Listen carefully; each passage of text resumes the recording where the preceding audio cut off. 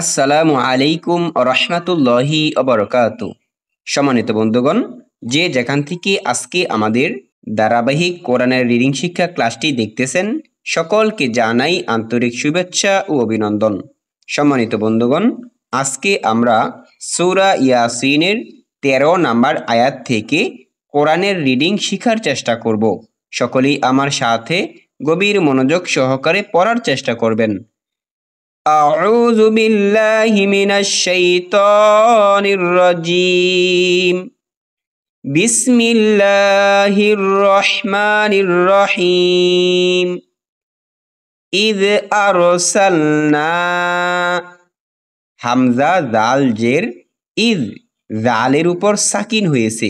কোনো হরফের উপর যদি সাকিন থাকে তাহলে তার ডান দিকে যে হরকত রয়েছে এই হরকতের সাথে একবার মিলিয়ে পড়তে হয়। হামজা জাল জের ইজ, এখানে খেয়াল করুন, হামজা র জবর আর, র এর উপরে সাকিন, ইজ আর, সিন লাম জবর সাল, ইজ আর সাল, এই তিনটাই কি একই নিয়মে এসেছে।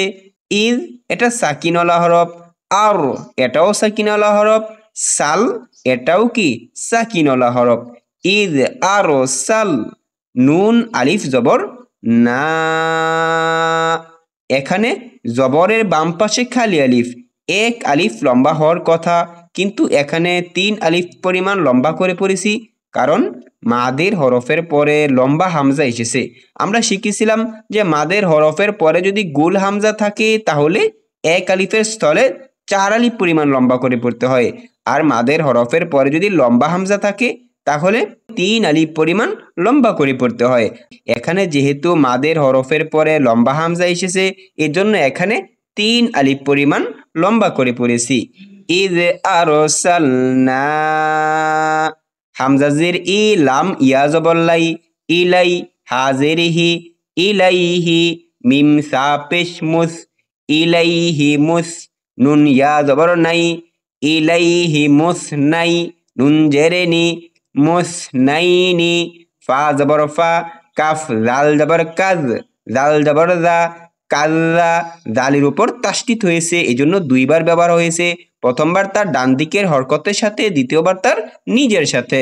ফাকাল্লা, বা ওয়াও পেশ বু, ফাকাল্লাবু, হা পেশ হু, মিম আলিফ জবর মা, ফাকাল্লাবুহুমা, ইয আরসালনা ইলাইহিম ইসনাইনি ফাকাল্লাবুহুমা, ফা জবর ফা, আইন জা জবর আজ, ফাআজ, জা জা জবর জাজ, ফাআজ্জাজ, নুন আলিফ জবর না, ফাআজ্জাজনা, বা জের বি, সা আলিফ জবর সা, বিসা, লাম জেরে লি, বিসালি, তানবিনের পরে ফা এসেছে, এই ফাটা গুণের হরফ, এজন্য এখানে এই তানবিনকে নাকের সাথে বাজিয়ে পড়তে হবে।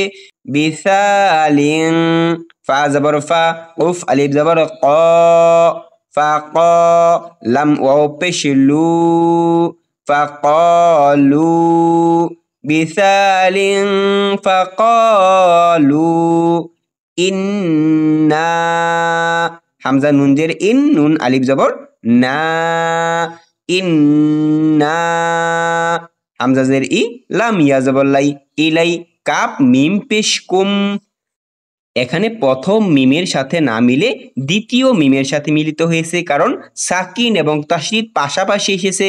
যে সাকিন এবং তাসদিদ যদি পাশাপাশি থাকে এমনত অবস্থায় সাকিনকে বাদ দিয়ে তাসদিদের সাথে মিলাতে হবে। ইলাইকুম, মিম র পেশ মোর, সিন জবর সা, মোরসা, লাম ওয়াও পেশ লু, মোরসালু, নুন জবর না, মোরসালুনা, ইলাইকুম মুরসালুনা, ওয়াকফ করিলে এক জবরকে বাদ দিয়ে সাকিন করে পড়তে হবে। ইলাইকুম মুরসালুন, ইয আরসালনা ইলাইহিম ইসনাইনি ফাকাল্লাবুহুমা ফাআজ্জাজনা বিসালিন ফাকালু ইন্না ইলাইকুম মুরসালুন। ক্বালু উফ আলিফ জবর ক, লাম ওয়াও পেশ লু, ক্বালু। মিম আলিফ জবর মা, ক্বালু মা। হামজা নুন জবর আং, তা মিম পেশ তুম, আনতুম।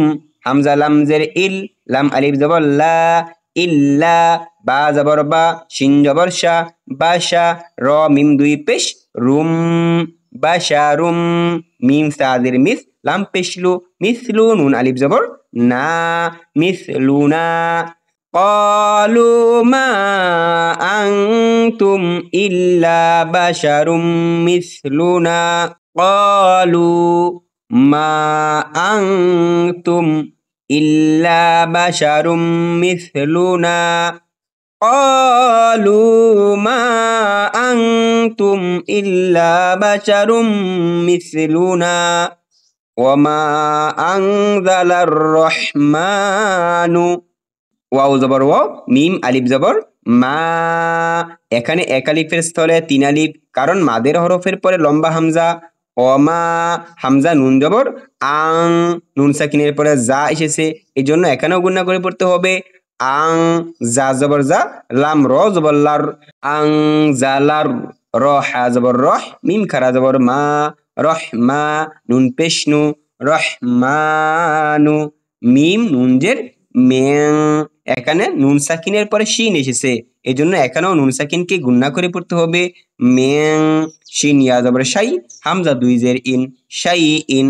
ওয়ামা আনজালার রহমানু মিন শাই।